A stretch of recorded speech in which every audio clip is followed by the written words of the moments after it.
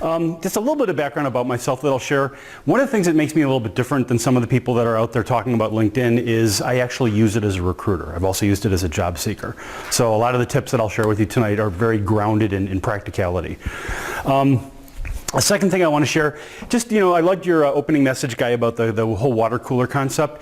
One of the things that I want to share is that social networking is not an alternative to real world networking. Rather, it's something that really augments it. It can make it more effective to kind of manage and communicate with your contacts, keep track of them, keep in touch with them. As you might have heard before in the past, one definition, fairly popular definition of LinkedIn is it's the 6 degrees of Kevin Bacon finally turned into something practical. As a result of social media, I think it is LinkedIn themselves who are now saying that there's now a recognition, a belief that those 6 degrees of separation, that was an anthropological idea that everybody on the planet is separated by no more than 6 degrees of separation, is now, again, thanks to social media, closer to 4 degrees of separation. This is the power of social networking. Another thing I want to kind of share is sort of about the relationship between resumes and LinkedIn. I'm a little bit ahead of the curve in saying this, but I really believe, for me, definitely as a recruiter, that the role and the importance of resumes and LinkedIn have really flip-flopped in the past 5 years. And here's what I mean by that. 5 years ago, I would have found you or not based on your resume. For example, I would have found it in the Milwaukee Jobs resume database, or a mutual friend might have shared it. And I would have judged whether or not you were a good applicant, good candidate for a position that I had open based on your resume. And perhaps somewhere down the line, somewhere later in the process, I might have taken a look at your LinkedIn to kind of corroborate what do I think I know about you. Now I find you or not based on your LinkedIn. I decide whether or not I'm interested in you for an open position that I have based on your LinkedIn. And the only reason, frankly, that I as a recruiter even want to bother with your resume whatsoever is I know that a lot of the old school employers that I recruit on behalf of are going to want to see it. Otherwise, I probably would never even ask for it. Now, again, I'm kind of an outlier in sharing the following idea with you, but and again, this is unusual, but literally, my last 3 jobs, I was not asked for my resume until after I was hired. Now, that's not a LinkedIn thing. That was because I networked my way into all 3 of those jobs. And in fact, in the most recent job, I was never asked for my resume. The 2 jobs before that, the reason I was asked for my resume is a couple of weeks after I was hired, the HR person came to me and said, "We're putting together your personnel file. I think we have to put your resume in here. Do you even have a resume?"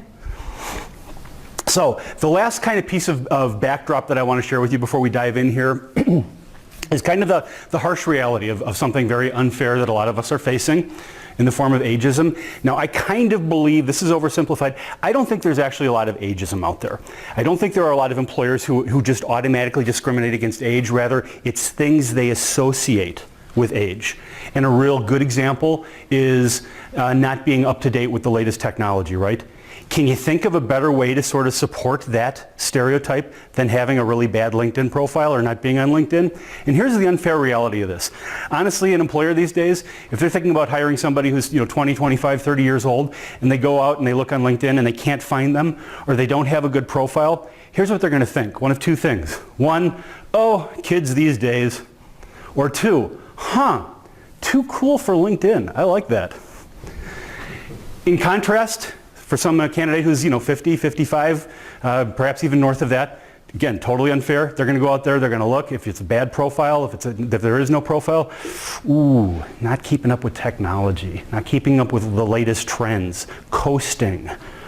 So it's all the more important. We don't want to embody that stereotype of being, not keeping up with the latest technology. So it's really important that we have a good LinkedIn. Now, here's an interesting thought that I'll share with you is somebody who spent a significant amount of time on LinkedIn most of the days of the past however many years, again, working as a recruiter. What I find is I would almost go so far as to say the majority of people on LinkedIn have bad LinkedIn profiles. In many cases, it's almost as if they would be better off not being on LinkedIn. The other thing I see really commonly, and this is an important takeaway today, I see people who don't just have a bad profile on LinkedIn, they have 2, 3, I've even seen 4 bad LinkedIn profiles on LinkedIn. Now, I won't go into the story as to why that happens. There is a very good reason for it, but rather why people don't realize this and do something about it. When was the last time you looked yourself up on LinkedIn? I don't mean like logged in and went directly to your profile, but actually searched for yourself on LinkedIn. Nobody ever does that. So people don't know that they have multiple bad LinkedIn profiles. So this is the takeaway. Go look yourself up on LinkedIn and make sure that you have just the one profile. If you have more than one, there is a way that you can merge and or delete the ones that you don't want. Just go into the help section, which is accessible under that very top right little tiny icon with my picture is actually a drop-down menu that includes settings. And you'll find that, or help under there. So that's just kind of some backdrop information I wanted to share. Yeah? Did you say, George, it's common for people to have multiple profiles on LinkedIn and not be aware of the other ones? Fairly common. I see it regularly. I would say maybe, I'm just going to make up a number here, 1 out of 20 people perhaps that's on LinkedIn has more than one profile on LinkedIn. So again, just kind of, look up your name, just make sure that that's not you. Because again, anything out there that just says another good example, again, being very blunt here, to have a LinkedIn that's kind of more or less blank, or only has your most recent job experience listed, or you're not connected to anybody. And I'm gonna actually kind of walk you through what makes for a good LinkedIn profile, or no photograph. It's kind of like you're on LinkedIn with a profile that sort of says, I'm on LinkedIn, but I have no idea what I'm doing here. So, what I want to share, before I kind of dive into this, so really the agenda made it sound like we were going to be talking about all kinds of different social networking tonight. We're really not, for a few reasons. LinkedIn really is the lion's share of where, job seeking related activity pays off. And every minute that you spend on a different social media platform is a minute you're not spending on LinkedIn. Spend the time where it matters. Now, that being said, 2 other platforms that I want to at least mention. One is Twitter. If you're in a profession that requires that you be good at Twitter, there's recruiters looking for you out on Twitter.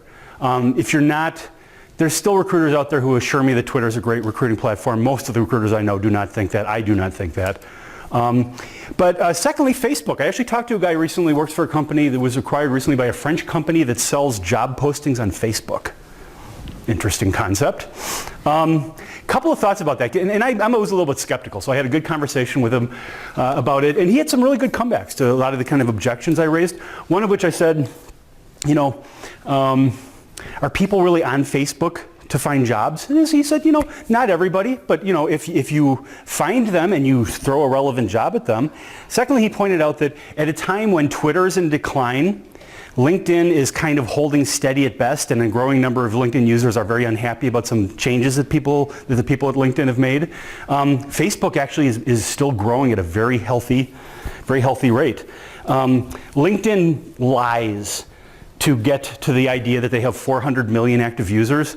Facebook does not lie when they say they have 1.6 billion users every single month. So there's a lot more volume, a lot more activity there. One of the things I said is, well, what sort of people can you hire on Facebook?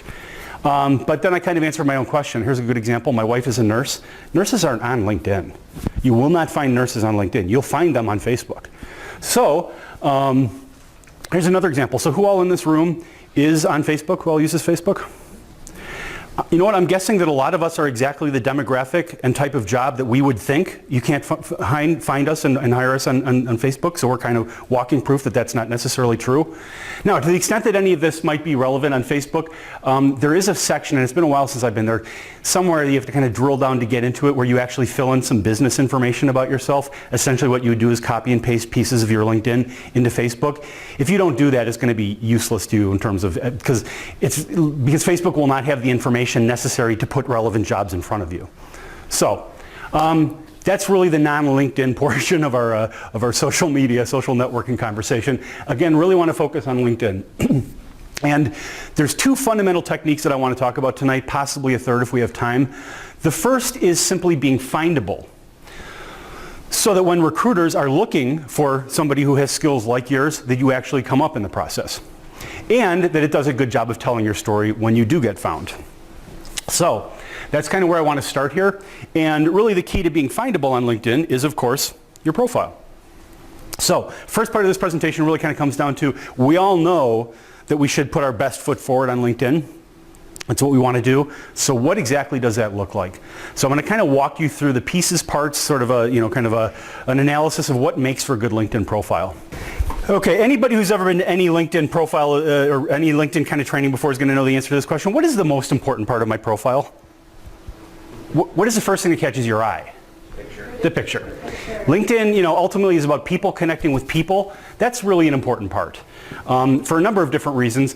One of which is, again, that people connection. A second, even above and beyond using it for recruiting purposes, I'm an avid networker. I think you already got that impression. So I'm forever meeting people in coffee shops who I've never met before. LinkedIn makes that very easy, so I don't have to walk around saying, are you Bob, are you Bob, are you Bob, are you Bob? But of course, a couple of things about the picture that you want to have. One, it should be recognizable, of course. One good way to make that not true is to have a picture that has more than one person in it. A friend of mine, for example, has one with his wife and his kid, and I can guess which one is him, but still. Another thing about that is it shouldn't be too old. Mine is definitely approaching the point where it is a little bit too old here to be truly recognizable. Three, one common piece of wisdom is it should be a professional photograph. I totally disagree with that. I don't think it should be an unprofessional photograph, and I'll give you an example of that in a moment, but I don't think that means you have to go out and spend $250 on a professional photo. I think what's more important actually, again, is that it's recognizable and that it looks friendly. That it looks like a photo of somebody I'd want to connect with. And you often see like professional photographs, headshots of executives who I don't know if the message is I'm too important to take the time to smile for the camera. But do I want to connect to those people? No, not really. So here's an example of the unprofessional photograph that I mentioned. And keep in mind that your photo appears at various sizes in various places on LinkedIn, like the tiny little icon up at the top right versus that. I had a friend who until recently, his photo was his two young daughters kissing him. At the full size, you could see that. At the icon size, all you could see is that there were two women kissing him. So that's the photo. That's the headshot. Again, very important. It really is sort of the face of your brand, your personal brand. The headline underneath the name. As you know, most of the headlines that you see is like title at employer. The reason that is the case, it's not that those people actually took the time to do that themselves. It's that LinkedIn doesn't want you to have a blank headline, so what they automatically do is pick your most recent or current employer and grab your title and grab the employer name and put them together for you. The key here is just knowing, hey, I can change that. The fact that you just recognize, understand, I can change that shows a certain degree of kind of LinkedIn sophistication and expertise. But also, in many cases, like a vague title at a company that's nobody's ever heard of before, for example, that's not really doing your personal brand any favors. And the headline is sort of the short, concise version of your personal brand. Now, there are a couple of different ways to approach what you put in a headline. One of which is, and again, just different approaches. I'm not saying any of them is right or wrong. One of which is the cute, the clever approach, which is maybe more relevant for certain like creative type professions. For example, a friend of mine is a marketing director out in San Francisco. As a marketing director in San Francisco, she better have a cute headline, and hers is a creative and professional, creative professional. One I saw recently that I liked even better, a little bit impractical, but is if I had a tiara and the right cape, I think I could save the world. The other approach here is to recognize, I'm going to use the word SEO or search engine optimization repeatedly now over the next 15, 20 minutes in talking about being findable. Does everybody know what that is? I should probably define it just in case there's people who don't. If I owned a company that made widgets, I would want to be really sure that not only anytime somebody went to Google and entered widgets in, not only did I come up in the results, but when was the last time you went past the first page of results on Google? Did I come up very high in the list of results? That is search engine optimization. That's playing that game because that's really what you're engaged in. When it comes to being findable on LinkedIn, you want to make sure that you come up in the results, well in the results. When somebody like me, a recruiter, is looking for somebody like you, in other words, somebody who has your skills. Again, this is a concept that's going to keep coming up now for the next, while we're talking about being findable repeatedly. So be aware that words that exist in your headline get a lot more SEO mojo than those words would if they're just part of the body text under your description. In other words, they get you weighted much more heavily to come up well in the list of search results. So that's kind of the approach I'm taking here. There's nothing particularly clever or witty or cute about my headline. It just really nails the words that I really want to make sure kind of represent me. And again, if you think about it, in many cases, your title at an employer name that nobody's ever heard of before is not really doing you much, if any, SEO value whatsoever. So again, that's sort of the short version of your personal brand. The next thing that I really want to focus on, and this is the second thing I'm going to call out tonight and say this is a key takeaway that I'm about to share with you. The number of people you are connected to. I cannot stress this enough. It is really important for anybody who wants to do anything practical on LinkedIn. In other words, you're not just there just for the sake of being there. You're a job seeker, or you might be in the future. You're a recruiter, or you might be in the future. Or you're a salesman, or you might be in the future. Really, your extended network, and as you're probably aware, what I mean by extended network, unlike Facebook, where we're either connected or we're not connected, on LinkedIn, when we connect, I go 2 degrees further into your network, and you go 2 degrees further into my network. I'm not on LinkedIn. None of you are on LinkedIn. We are each only on that portion of LinkedIn that is circumscribed by our extended network. By the way, that's an oversimplified statement, but without going into a lot of detail, I'm just going to kind of leave that as is. So a couple of examples. When a recruiter is looking for somebody like you, they're much more likely to find you if they're somewhere within that universe, that extended network universe. And if you're looking for somebody who might be instrumental in your job search, the same thing is true. So I am here today to absolutely positively, unlike some LinkedIn speakers, suggest that you are downright promiscuous in your approach to linking to people on LinkedIn. Now, I would not suggest sending invitations to strangers to connect, because they can actually, you can get blackballed for doing that. But one of the very common questions I get about LinkedIn is, I myself keep getting invitations from strangers to connect. Should I connect? Why would I connect? Why are they even doing that? Here's my answer to that question. And by the way, this is predicated on a piece of information that very few people know about LinkedIn. Is, as a LinkedIn user, you only get a finite number of invitations that you get to send to other people. And I don't mean per month or per year, I mean lifetime. Now, I've heard that the number is 3,000. It's kind of secret sauce, so LinkedIn isn't sharing that information. I've heard it's 3,000, so if that's true, it's a big number. But my point here is, it's a finite number. So, when I get an invitation from a stranger to connect on LinkedIn, here's how I look at it. Thank you. I don't even know you, and you've just offered to grow my network for me. All I need to do is click one thing, and you're using up one of your invitations so I don't have to? What's not to love? Now, the price that I pay for this, reckless approach to connecting with people on LinkedIn is once a month or two, one of these people will try to sell me a timeshare or insurance, or tell me that, that they've stumbled across a bank account with $200 million in it, and all I need to do is send them my credit card information, and they'll transfer it right to my account. So, typically the first time that somebody does something like that, I ignore it. The second time they do it, I disconnect from them. So, in other words, very little price to pay for this sort of loosey-goosey approach to growing your network. So, the size of your network is critically important. Here's a power tip that I'm going to share with you right now, and it's about, not so much about growing the size of your direct network, and usually there's a very direct correlation here, but rather the size of your extended network. This is a way that without growing your direct network very much, you can grow your extended network considerably, and it's by utilizing people who are called lions. And what LION stands for, and I'm going to use the advanced search here. Always use the advanced search. Don't use the basic search. If I use basic search, for example, and I enter Smith, LinkedIn doesn't know if I'm looking for John Smith or a Goldsmith or somebody who used to work for A.O. Smith. So go into advanced search and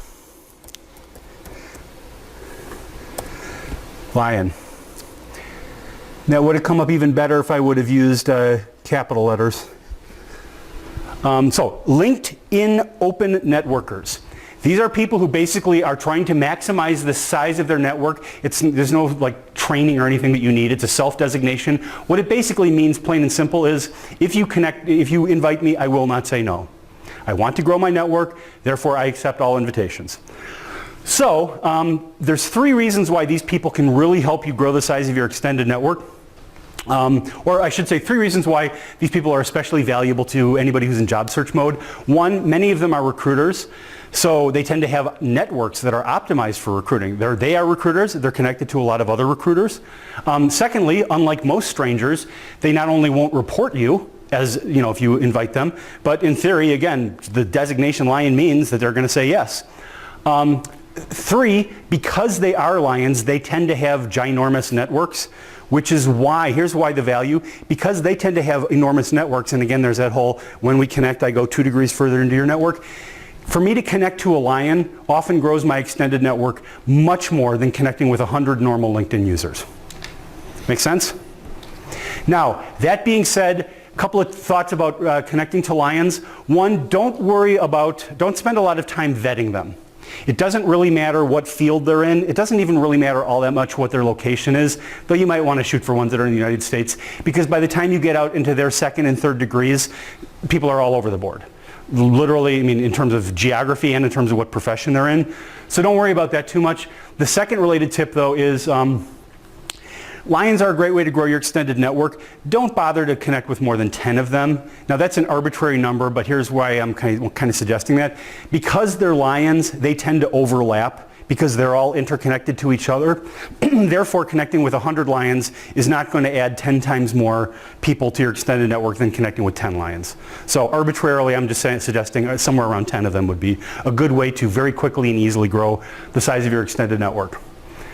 So, that all makes sense?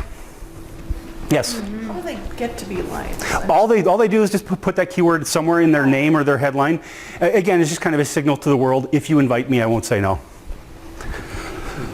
So, and again, I'm sort of suggesting that this piece, the number of people that you're connected to, kind of has two implications as far as LinkedIn goes for you. One, again, here's how I like to kind of look at the size of your extended network. Whatever you're doing on LinkedIn, you're singing your song, you're dancing your dance. This is the volume knob. You're going to put the same amount of time and energy into anything and everything else that we talk about tonight. This is what determines how effective it is. If you're only connected to 7 people on LinkedIn, you are the tree falling in the forest with no one there to hear it. So that's one reason why that number is so important. The second reason, though, is it tells me whether or not you're savvy about being on LinkedIn. If I go on LinkedIn and I look, even if everything else is right, again, if you're only connected to 11 people, I know that you don't know what you're doing on LinkedIn. So, very important. Let me scroll down a little bit farther. The next section is called your summary. And a lot of people don't have one. And that's a shame because I honestly believe it's the most important part of your LinkedIn. Because this is really where this is the deluxe version of your personal brand. This is where you tie together everything that you want the world to know about what you bring to the table.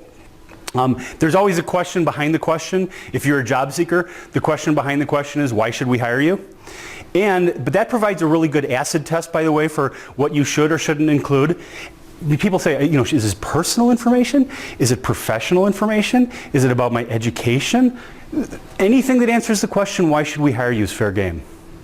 I read a profile a few years ago that absolutely hooked me right from the first sentence, and the fact that I remember the first sentence years later kind of depicts just how powerful, how much of an impact this had on me. First sentence was, I got my first job when I was 9 years old.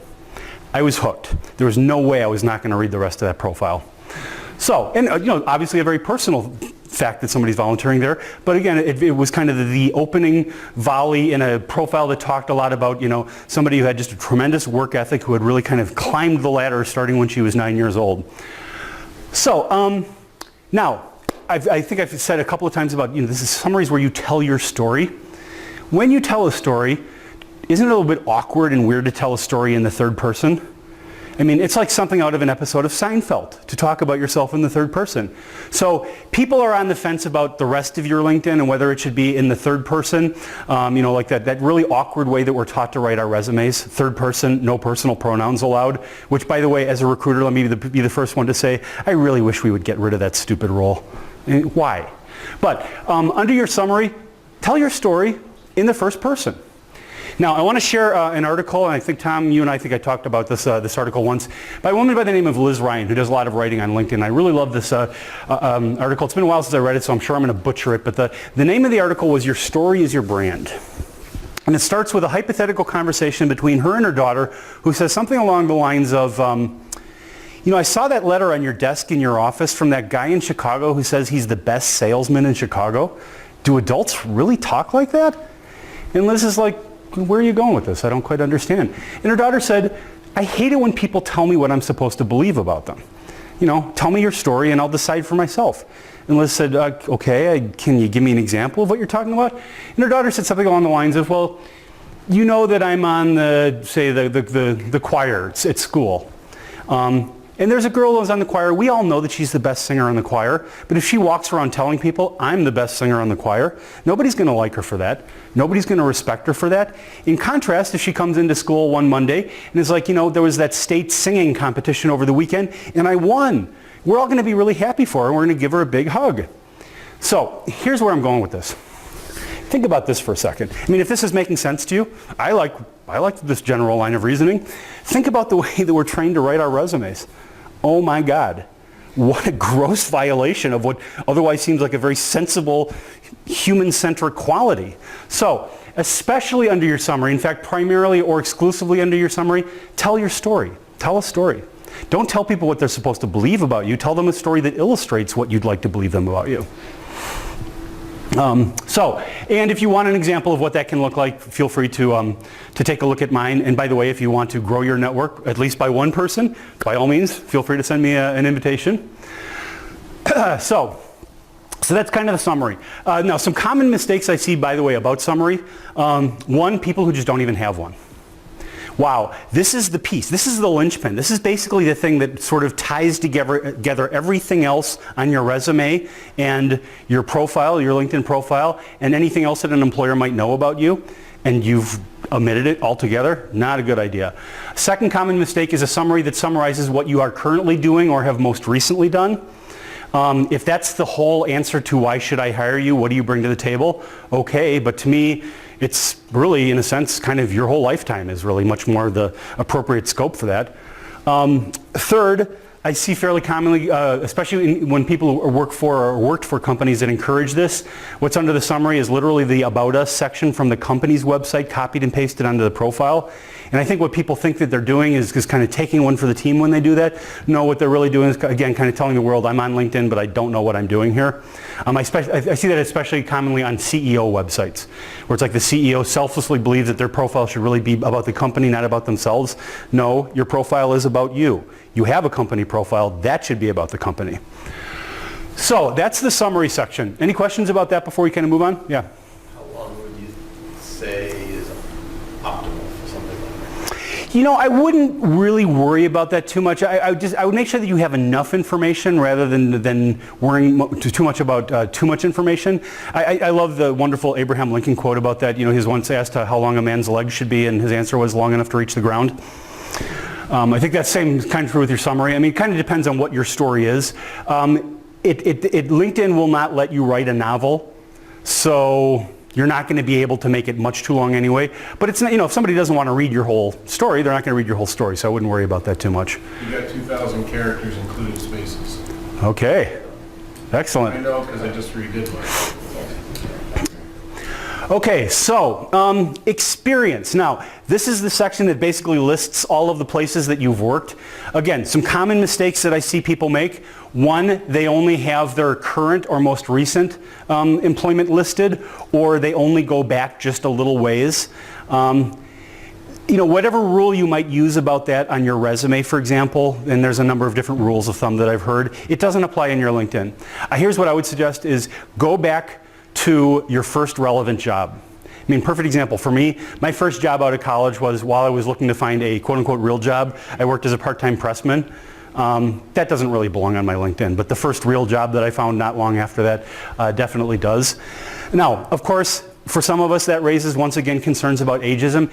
Here again is another thought that I have about ageism is, if you're going to run into it, you're going to run into it. You might as well get it out of the way up front rather than getting much further into the process before you run into it. So I wouldn't cut any corners specifically to try to avoid ageism, such as only going back 10 or 15 years into your career history. Again, instead I would just go back to whatever's sort of the first relevant experience that you have.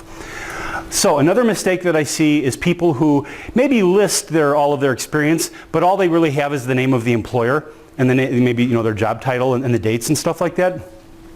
This is critical, and this is that whole SEO piece. The most important part of that SEO piece.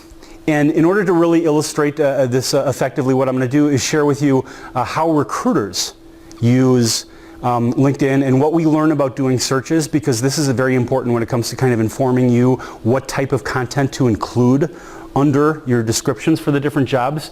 And by the way, the advice I'm about to give you about the content that you include is exactly the opposite of what I said under summary. Under summary, it was all about telling your story in the first person. Obviously, a good story, you use words that anybody can understand. Exactly the opposite advice for your experience. And here's where I'm going with this. As a recruiter, what you learn is that the common, obvious search terms in looking for people are absolutely useless. Here's a really good example. I remember the first useless search that I did on LinkedIn. I was looking for a training manager. So, clever guy that I am, I used the words training manager. Does anybody know what I was really telling LinkedIn? By plugging training manager into that basic search at the top of the page, what was I asking LinkedIn? To show me everybody on LinkedIn who had the word training or the word manager anywhere in their LinkedIn. So, obviously I got a lot of really useless results back. Now my next step, again, clever guy that I am, is I put quotation marks around training manager. What does that tell LinkedIn? The words have to be together. Yeah, that I'm not looking for the words training or the word manager, I am looking for training manager. So that dramatically improved the results, but I still got back a lot of useless results. You know, I did this particular project in conjunction with our training manager, et cetera, et cetera, et cetera. So I'll skip that example in terms of where I went with that, but here's two other examples that I think you'll really be able to relate to. One, if I am looking for IT people, two of the most useless words that I can use are information and technology. Some other really useless words that I can use are software, hardware, systems, computer. Anybody can have any of those words on their profile. So in the case of IT people, especially because IT people are not, in fact, all cut from the same mold, there are many, many different types of IT people who are not at all interchangeable, is I want to use the words that particular type of IT person uses when they're talking to their peers. You know, we've all seen IT people talk, and you know, we know that they speak English, we know that they're still speaking English, but within 10 or 15 seconds, whatever that is that they're saying is like, huh? Those are the words that I want to use as a recruiter when I want to find those people. Here's an even better example. If I'm looking for human resources people, what are the two most useless words that I can use? Exactly. But HR people are actually a wonderful, wonderful example because they have, and Tom helped me out here, they have words like HIPAA and FMLA and ADA and just all the alphabet soup. Those are like laser beams that help me find the right people and only the right people. Normal people do not have words like HIPAA on their profiles or LinkedIn profiles. So again, what I'm trying to do here is cast both kind of the widest possible net. I want to find as many of the right candidates as I can, and the narrowest possible net. Just the right candidates. So here's why I'm sharing all of this with you. Under the experience that you have for each of your jobs, that's where you guys want to make sure that you load them chock full of those words. Those words that only somebody who knows, the profession that you're describing, that job, that company, would utilize. So go ahead and just put it all out there. Get as jargony as you possibly can, as techie as you possibly can. If you're a machinist, don't just say under there, I was a machinist, I operated an extruder or something like that. Give me the name of the extruder. Give me the model number of the extruder. Give me the brand of the extruder. If it's a special type of extruder, tell me exactly what that is. At this stage of the game, by the way, when I'm sourcing, I've actually told employers before, at least at the sourcing part, not so much when I'm actually start interviewing candidates, but when I'm sourcing, I don't really need to understand a job in order to source effectively for it. All I really need is for somebody who's in that job to make me a list of the really technical terms that only people like that person would use. So again, in order to make this is that SEO thing, in order to make yourself as findable as possible to smart recruiters, load as much of that information as possible into your job descriptions. If you have similar jobs, that you are in from maybe one employer to the next, don't hesitate to put the same words. I mean, if they're relevant to each of those jobs, don't think, well, I included this word under that last job. I won't go into the reason here why it has to do with a nuance of the SEO. Go ahead and include it in each of the jobs that word was relevant for. And again, don't worry too much about writing too much. Again, LinkedIn has a limit for this as well. The point here is not so much that recruiters are going to be reading this content so much as the point is just making sure that when they use those words to search for you, that they find you and you come up well on the list of search results. Make sense? Okay. Recommendations are a good thing to have. Obviously, employers take them with a grain of salt, especially when they're quid pro quo. If I recommend you today and you recommend me tomorrow, in an employer's estimation, that kind of cancels out. So hopefully the people who recommend you understand that, you know, and in many cases, I'll reach out back out to them, thank them and say, I hope you're aware that, you know, there's nothing I can do to discredit your recommendation more than turning around and recommending you. So I'll skip that. So recommendations are good. This next feature, another thing that I get a lot of questions about here is, and by the way, a lot of these sections that I'm scrolling past, they're nice to have. They're not really essential. Projects that you've worked on, things that you volunteered for, they're good. They're not necessarily essential. If nothing else, they sort of show, you know, if being somewhat expert in using LinkedIn has anything to do with what your job is, it shows that you're aware that you have these additional sections that not everybody utilizes. By the way, in organizations you support, be kind of careful about, you know, this gets, you know, if you're involved in political or religious things, you know, use your judgment there. You know, it's kind of again, it's a judgment call. Skills and endorsements are a section that I get a lot of questions about.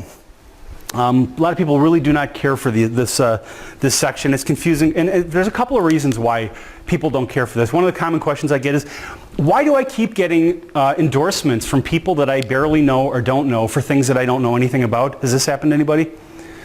There's two questions. Actually, there's two different questions there. Why do I keep getting endorsements from people that I barely know or don't know?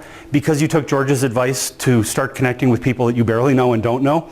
And because they barely know you or don't know you, every time LinkedIn says to them, hey, would you like to recommend George for basket weaving? You know, people are like, well, okay, yeah, if LinkedIn says that I should recommend George for basket weaving, okay, I'll do that.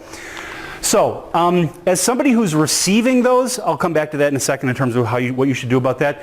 As somebody who might be offering endorsements, don't ever, anytime that big obnoxious blue balloon pops up and says, do you want to endorse this person for, you know, ballroom dancing? Don't play that game. Just X out of that. Only do endorsements for people that you know well enough to do endorsements for, and only endorse them for the things that you know that they know. Now, in terms of somebody who's the recipient of this, don't spend any time losing sleep over this. Simply get in the habit of going in there fairly often and kind of pruning. And it's been a while since I've done that, so I've got all those like extra ones hanging down there. Now, the ones that are kind of part of the top 10 are the ones that are really important. Of course, I don't determine which ones are the top 10. Those are the ones that I've gotten the most endorsements for. But make sure that you don't kind of that this section doesn't make you look like that person, the jack of all trades, mile wide, inch deep. So be selective. You know, again, prune and cull. Here's a great example. A couple of years ago, I was over the phone. I was doing kind of a LinkedIn tune-up for a CEO, one of MRA's members. CEO, and I was looking at that top 10 list, and one of the items on there was PowerPoint. And I said, well, you'll want to get rid of that. And he said, whoa. He said, I know PowerPoint really well. I was like, okay, I believe that. But as a CEO, is that really kind of part of the core tenets of the personal brand that you want to put out there? So again, be selective about what you sort of allow to kind of continue in that list. Now, skills and endorsements is really two features rolled in. Yeah? Could you explain the pruning process? If I was in edit mode, there's something there. I think there's like a little X. If I like mouse over one of those, there's a little X, which is obviously kind of LinkedIn's way of saying if you click this X, it'll just go away. So it's the name of the picture of the person that did it? Is that Oh no, you're not getting rid of the person. The things that you're culling and editing is the actual items themselves. So there's no way to just say, okay, yes, I know about sourcing and I'm glad that all these people endorse me for it, but I don't want this person's endorsement. There's no way of kind of getting that granular. But if sourcing doesn't belong on their period, I can just blow away sourcing, and of course we'll blow away all of the people who endorse me on that as well. Now, and I was just about to say, so skills and endorsements are really two different features rolled into one. Skills, which generally speaking I assign myself. At least initially, when you're first getting started, that's kind of how you get the ball rolling.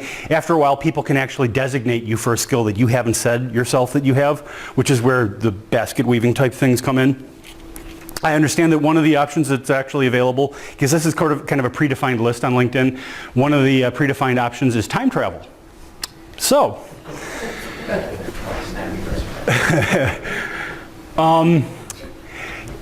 here's an interesting thought about skills endorsements. This is either the greatest section ever on LinkedIn that is going to have unbelievable value in the future, or it's a monstrosity. And here's what I mean by that. Here's the vision for how this could be really awesome. A feature in which, basically if this becomes reliable because, not just because it tells you who's endorsing me for recruiting, but what if it was actually weighted in such a way that, and you know, all the data is there, that endorsements from people who themselves are highly endorsed for recruiting are taken much more seriously because they themselves are endorsed by people who are endorsed. You know, you understand what I'm kind of saying? It could be a really valuable, not quite objective, but just big data way of really determining who's truly good at what. So that's the positive vision. Here's the negative vision. This could be high school all over again. The popular kids only want to hang with the popular kids. The unpopular kids don't stand a chance. It really remains to be seen which way this feature is going to go. Did you say that's a theoretical or that is in place? That's my interpretation of the two different possible paths for this. My guess is that LinkedIn they've got the functionality, like I say, they're collecting the data. They can turn on that weighting feature anytime they want to. I think they're just kind of waiting to see where do LinkedIn users take this? Do we think that it's something valuable or do we hate it? And I would say that the community is on the fence, leaning a little bit more towards, nope, it's high school all over again. But George, this is still SEO for us, right? I mean, we want these words here because that's how we'll be searched and found, or not so much? You know, Tom, I actually don't know the answer to that question. I don't know if these appear. I would guess that they do, but I think that this is actually headed towards something. Oh, you know what? Here's a perfect example. This is headed for something beyond SEO. As you might know, the reason why, remember how we used to use Yahoo? That was like the big search engine. Before that, who remembers what was the big one before that? Netscape, Alta Vista. I'm really dating myself now. I'm sure some of you know that the reason why Google came along and kicked butt was Google came along and said, you know what, it's not really mainly about, it's not only about the words that appear on your website, because that's how, SEO used to be purely a function of keyword counting. There was actually a point, this is a funny story, but my first website that I made just for snicks and giggles in the mid-90s was called The Penguin House. I briefly owned the #1 slot for the keyword penguin on Alta Vista, simply because I used the word penguin so many times on this website. So basically it was an exercise in counting. Here was the problem. Webmasters could use that to our advantage, and it was all about how devious we were in ways that we use keywords and stuff like that. Google came along and said, you know what, we're going to take that power out of your hands. It's not about what you do on your website, and in this case, on your profile. It's about people on the outside that are pointing to you using certain keywords. That's exactly what this is. This is taking SEO to a higher level when it comes to profiles, because it's not really so much under your control. It's all of the other people who are endorsing you or not endorsing you. So it's almost, this feature is potentially about something more than SEO. I got a question. So George, you mentioned about going into pruning. So how did the bottom skills get to the top skills? How do you get, you said, oh, I got a lot loaded down there, and George also knows about it. One of the to move those up. really, there's two ways I can do that. One would be to literally delete ones from above, just to try to kind of free things up so they can kind of climb. Because notice the numbers. That top one, 99, 99, 90, 86, 79, 62, 30, 29, 29, 26. You can see what the logic is here. So if I want to bump those ones up to the top list, the second thing I would have to do though, let's say that I don't want to get rid of anything, but I really want full cycle recruiting to get up there, would be to reach out to some people. And by the way, and I do the same thing when it comes to recommendations, to reach out to people and say, I'm doing an overhaul of my LinkedIn profile. You've worked with me in the past on full life cycle recruiting. I'm just wondering if you would mind recommending me or endorsing me for that. And I find, by the way, if you word it nicely, so I can't reach out to Tom and say, Tom, can you please post the following recommendation for me on LinkedIn? Obviously, I can't put words in people's mouth. If I reach out to somebody, Tom, and say, hey, Tom, I know that we've worked together on full cycle recruiting, podcasting, and strategic sourcing. I'm just wondering if you could recommend me and or endorse me on my LinkedIn. Guess what things he's likely to recommend me for and or endorse me for? So that would be the other fairly time-consuming way of trying to elevate something that's not very high on that list right now. Make sense? Okay. I don't know if there's any more here. Obviously, you want to have your education fully listed.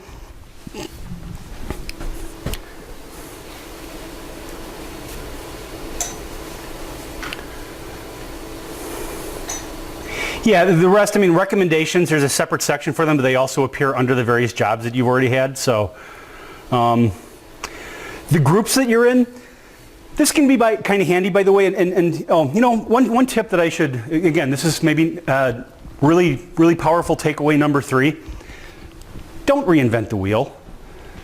Go out and find somebody who's kind of somebody maybe fairly similar to you in a fairly similar career path, maybe a little bit ahead of you, maybe obviously pretty sophisticated about LinkedIn. Go out, find that person, and plagiarize the heck out of their LinkedIn. Now, afterwards, go back in and change all of the particulars so that they are actually accurate, and ideally so that that person would not recognize that you totally ripped off their LinkedIn.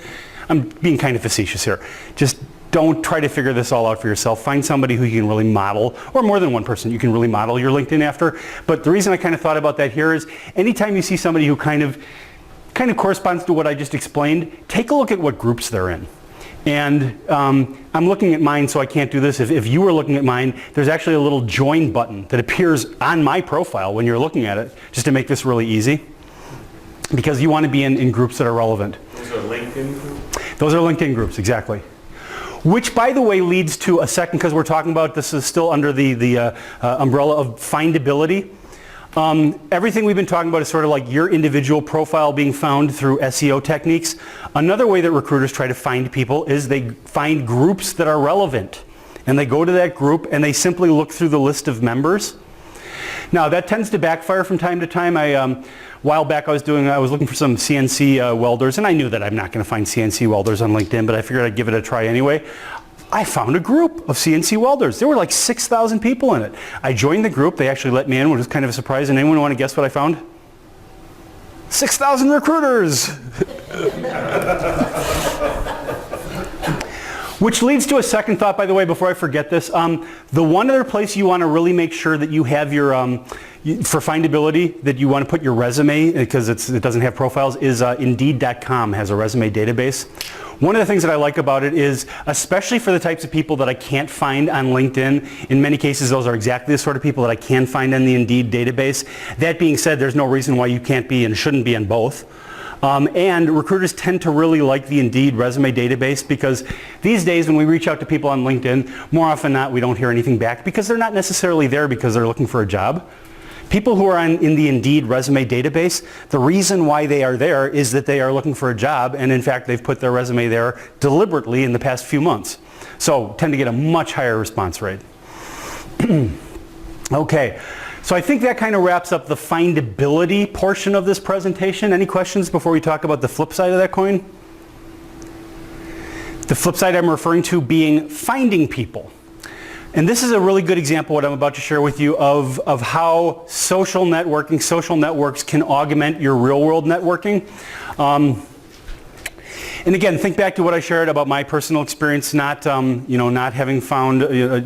had to produce my resume for the last few jobs. Another thing I found, and by the way, 3 jobs back, I was on the leadership team at MilwaukeeJobs.com. So I know how job boards work really, really well. And I'm here to tell you that the main purpose, and I'm sure a lot of you are experiencing this or have experienced, the main purpose that job boards can fill in your lifetime is allowing you to experience rejection on a scale previously unimaginable in human history. You know, for those of us that remember the days of sitting down at a typewriter and cranking out a resume and, licking a stamp and putting it in an envelope, if we were really, really, really, really diligent, we might be able to do 3 of those in a day. Thanks to job boards, we can apply to hundreds of jobs in a day and not hear back on a single one of them. So, job boards are good for one thing. They can show you who's hiring. As far as I'm concerned, at that point, they're done. You're done with them. Don't bother. Unless you can't figure out any other way and you just, kind of want to throw a Hail Mary pass, because you might just as well, wad your resume up in a ball, throw it out the window and hope that somehow it, the wind carries it to the correct, person's office or something. So use them to figure out who's hiring. And by the way, here's another, as long as I'm totally, slamming on job boards. Korn Ferry International, very well-respected entity that's kind of in the employment space. One of their divisions, FutureStep, recently did a survey. It was specifically about millennials. What do employers find effective at recruiting millennials? Now the biggest portion of our job workforce. Only 5% of employers still believe that job boards are even remotely relevant when it comes to recruiting millennials. And I remember it was interesting, about the same time that I read that, about a year ago, I had a conversation with a friend of mine, probably about 27 years old. And in the course of that conversation, I discovered he had never heard of Monster.com. He had never heard of careerbuilder.com. He had heard of milwaukeejobs.com, but he had never been there. He said, the only time I ever use job boards at all, and this is even very rare, is Indeed. Similarly, I read an article recently that said there's only 3 job boards that are still relevant at all. It's funny because 2 of them aren't job boards: LinkedIn, Glassdoor, and Indeed. Now, that being said, especially for those of you in the creative graphic design areas, Big Shoes Midwest rocks. Yep. Yeah, awesome board. I know the couple that own it. They're wonderful people too. So sometimes niche boards. For certain professions, there's niche boards that are still fairly relevant. But okay, so use job boards just to figure out who's hiring. And then just be done with them and try to figure out that way to network your way into those opportunities. Now, so what I'm about to share with you is an example of how to use your LinkedIn network, for example, to make that more effective. So again, it really illustrates the idea of kind of using your social networks to augment your real-world networking. And so let's say that I'm on Milwaukee Jobs and I figure out that the Acme company is hiring. Here's what I want to do. I want to figure out a way to get a personal foot in the door, right? So I asked myself, who do I know who works for the Acme company? Now, I don't come up with anybody. Chances are very good I don't come up with anybody. I turned 50 this year and I'm starting to have data retrieval issues from time to time. So what I do here is I come to LinkedIn, and I, much like a recruiter is going to do a search, I'm going to do a search to try to figure out who do I know who can help me here. So, company.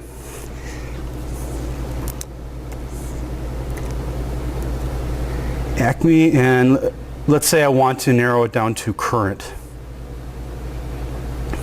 So, now ideally what's going to happen here is it's going to remind me, it's going to solve my data retrieval problem, and it's going to remind me I do know somebody who works for the Acme company. More likely than not, I mean, depending on the size of the company, it's not. But now notice that I have these icons that say second, first, second. I wonder why first is not at the top of the list. It really should be. That's really weird. This is a perfect illustration of everything that I shared with you about the importance of having a big network. If I'm only connected to 7 people, I'm going to see a list of people here, and there's not going to be any of those firsts or seconds there, because that shows kind of what degree they are for me. So the fact that I have a really big network, a really big extended network, ensures that almost any time I do a search like this, not only am I going to find somebody who's a connection that they can either work for that company or can make an introduction to somebody who works for that company, not only that, but in many cases I will actually be able to pick and choose. I will have multiple people, so I can actually ask myself, which of these people do I consider most reliable? Which of these people do I respect the most? Which of these people are most likely to do me a solid and make an introduction for me? So, now, if this person is a second degree, obviously it means that I don't necessarily know them. So let's take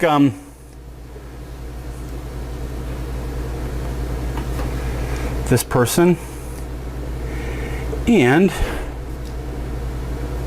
let's see.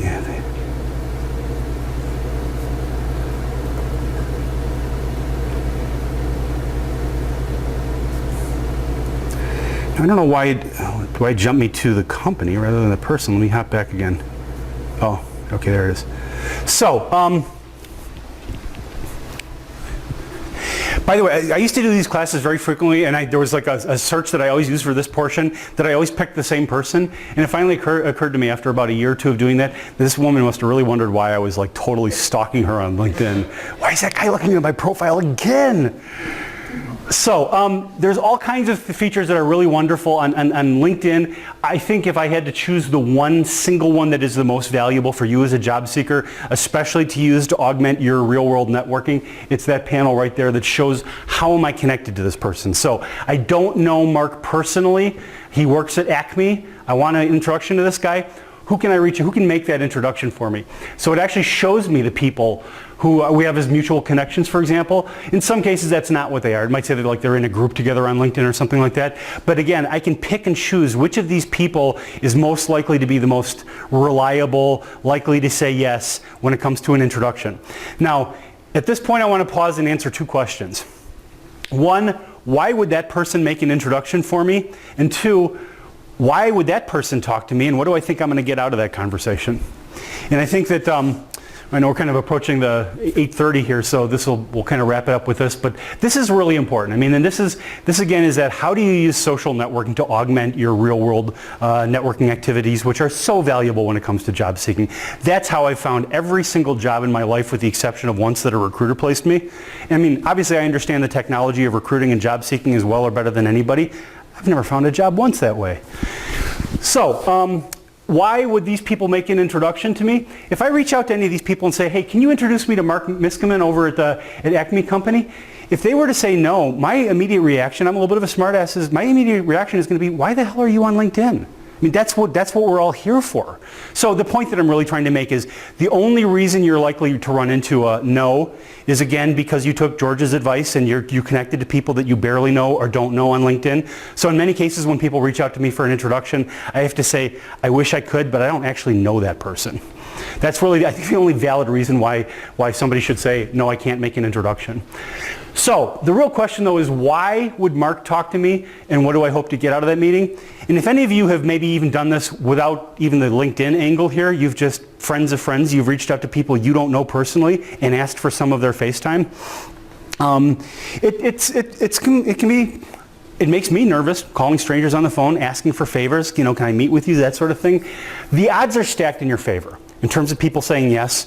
And when I say that, I would say if you play this well, much more than half of the time they're going to say yes, as long as you play by all the rules.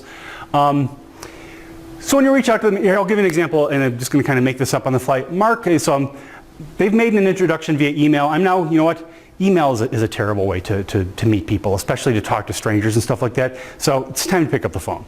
Pick up the phone, call Mark. Mark, or let's say I didn't get an email introduction. Let's say that one of these guys says, yeah, you know what, you'll want to talk to Mark, you can mention my name, but I can't really make an introduction for you. So I pick up the phone, I call and I say, hey Mark, you don't know, my name is George Bloomer. You don't know me, but we have a mutual friend, Dennis, over at MRA, and Dennis suggested I give you a call. I'm in job seeking mode. Dennis said that you're a master networker and might have some insights for me about how to do this. Can I buy you a cup of coffee? Just 30 minutes of your time is all I'm asking for. Now that all sounded very random, but there was nothing random about everything I just said. One, I immediately established that I'm not really a stranger. We know somebody in common. Two, I immediately established the reason I'm calling you.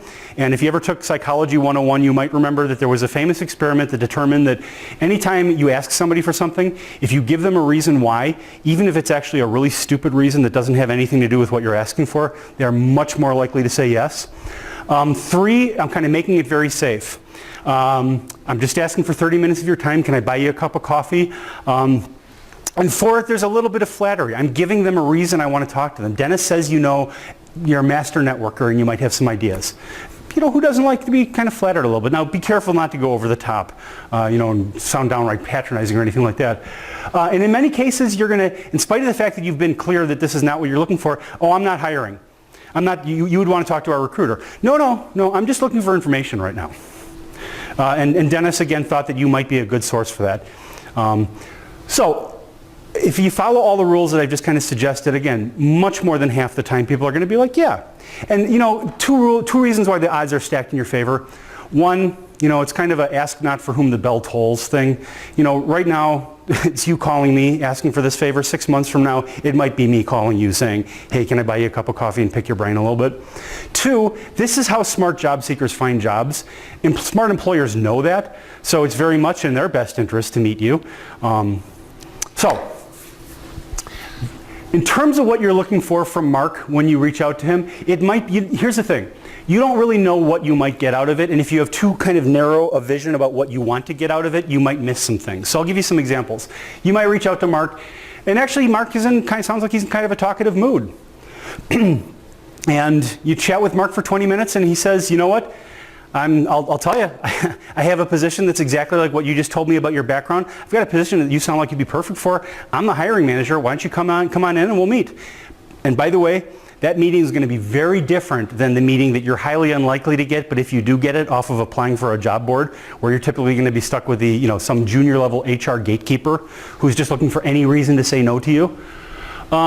Or another possible scenario is you might spend a few minutes on the phone with Mark and he says, you know what, I don't have anything to do with that type of position, but actually we have a hiring manager that you know, the graphic design area, and I think he's looking for somebody right now. If you send me your resume, I'll be happy to walk it over to him. You know, companies that have a referral bonus, he might put $500 in his pocket just for agreeing to do that. Or, you know what, Mark might fail in every other way, but just have some useful insight for you. And I'll give you an example. When I first moved to Milwaukee, we didn't have tools like this, so we did our networking in things called bars. And I had an interview lined up a little bit later one week, and I was networking one evening and talking to a young lady, and I mentioned I had an an interview coming up at Strong Investments. And she said, "You're not going like that, are you?" I was like, "What?" And she said, "You're not going like that." I was like, "What, do I have spinach on my face?" She said, "They don't hire men with facial hair." Good thing to know. So you never know what sort of tip you might get. You know, Mark might tell you, yeah, you know what, if you're going to interview for that position, the hiring manager, here's a really weird quirk, and there are some hiring managers out there, a growing number, who don't show up in a suit and tie. We're business casual here. They expect you to know that. They don't want to see you in a suit and tie. They want you to figure out that this is a business casual environment and show up dressed appropriately. So any sort of insight you can get like that would be helpful. Let's see, there was one last thought I was going to share with you about that. Yeah, I don't remember what it is. So you never really know what you're, oh, here's what it is. Oh, this is, and I'm glad I remember this. You know, let's say that you get Mark on the phone and he does not sound friendly. And you can tell, if you're lucky, you've got 30 seconds. Mark, I got your name from Dennis. Listen, it sounds like you're really busy. I appreciate that. Can I just ask you a quick question? I noticed on Milwaukee Jobs that you guys are hiring for a graphic design position. Can I simply ask you, who is the hiring manager? Can I get her name? And is that spelled blah, blah, blah, blah, blah? And her title? Thank you so much. A tiny, tiny little nugget of information, I can't imagine why Mark wouldn't give this up, that completely separates you from all those poor slobs who applied on MilwaukeeJobs.com, who, when they don't hear back, and they're not going to hear back, when they don't hear back, they can't follow up because they don't know who to follow up with. So this tiny little nugget of information now puts you in a completely different playing field in terms of, you know, your connection and how you can follow up and everything like that. So that's a good example of kind of the other side of the coin. So the first thing we talked about is the whole SEO, joining the right groups, ways to be findable when recruiters are looking for somebody like you. The flip side of this coin is how you can use LinkedIn to find people who can be advantageous in your job search. Such as augmenting kind of real-world networking like this. I just want to reiterate one of the most important points that I made today. Yet again, going to beat this horse yet again. Each one of these totally illustrated my point about how important it is to grow your extended network. Because for being findable, all those wonderful tips that I shared with you, if you don't have anybody in your extended network, it doesn't matter what keywords you have in your profile. And when it comes to finding the people that can make introductions to the people that might be able to open doors for you, you know, again, I would have done that search, and okay, there's a long list of people that, I can't even reach out to them on LinkedIn. If we're not connected, there's no functionality for me to reach out to them on LinkedIn unless I'm willing to pay $10 per to use the InMail feature. So, we're at 8:38 right now. I know there's no firm cutoff, but I wanted to save a little bit of time in case there are some additional questions. For those of you who are using LinkedIn in your job searches right now, can I ask you if there's any important tips or tricks or anything that I missed today, or you want to challenge or agree with anything I said? I know I can speak from personal experience. We're hiring individuals right now at our company, and our HR person will post those, and obviously if you're LinkedIn following your own company, you can then share that information. And I know one of the jobs that I'm actually one of the hiring persons for, individuals are contacting me directly because they're noticing what I'm sharing, they're linking into me that route and contacting me via messaging, finding out about the job itself specifically. So it does work.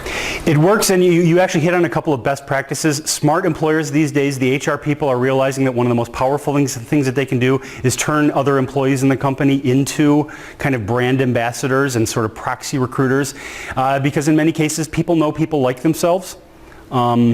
And the second point kind of is that savvy job seekers are researching companies through some more creative techniques than they used to, not just by looking at the company profile, not just by looking at the website, but by actually reaching out to people at that company and saying, hey, I'm considering an opportunity that you guys have. Can you tell me what it's like to work there?